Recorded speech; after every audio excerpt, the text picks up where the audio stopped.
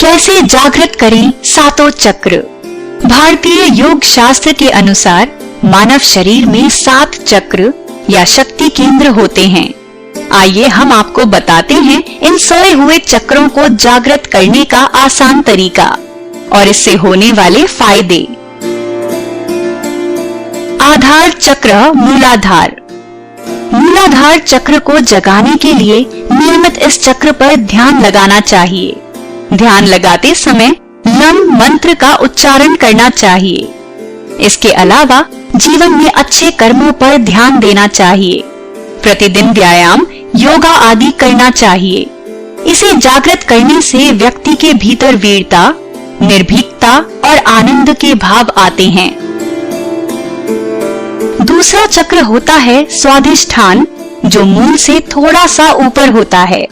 अगर इसे जागृत कर लिया जाए तो क्रूरता, गर्व, आलस्य, प्रमाद, अवज्ञा, अविश्वास आदि दुर्गुणों का नाश होता है।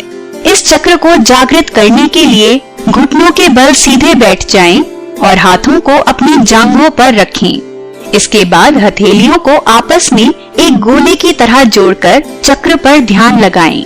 इस योग के दौरान वम मंत्र का उच्चारण करते रहना चाहिए। मणिपुर चक्र। नाभि के पास मौजूद चक्र को मणिपुर चक्र कहते हैं। इस चक्र को जागृत करने के लिए घुटने के बल बैठकर हाथों को पेट के पास ले जाकर नमस्कार की मुद्रा में बैठ जाएं। इसके बाद मन ही मन रम मंत्र का जाप करते हुए चक्र पर ध्यान लगाना चाहिए। अनाहत चक्र। हृदय स्थल में स्थित होता है अनाहत चक्र।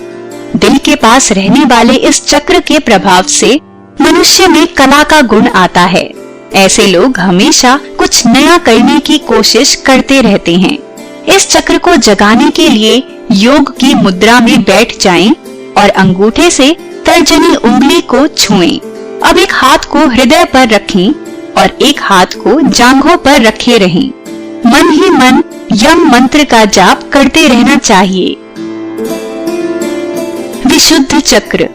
ये चक्र गले पर होता है, जहाँ वाणी की देवी माँ सरस्वती का वास माना जाता है। इसके जागृत होने से मनुष्य में 16 कलाओं को ग्रहण करने की क्षमता बढ़ जाती है।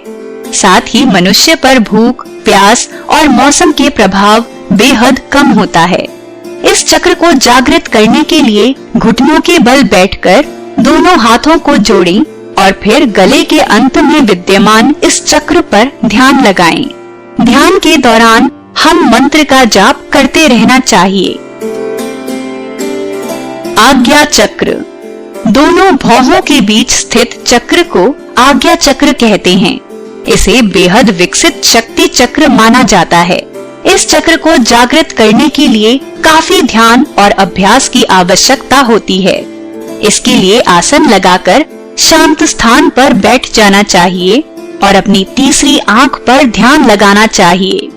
योग के दौरान ओम मंत्र का जाप करते रहना चाहिए।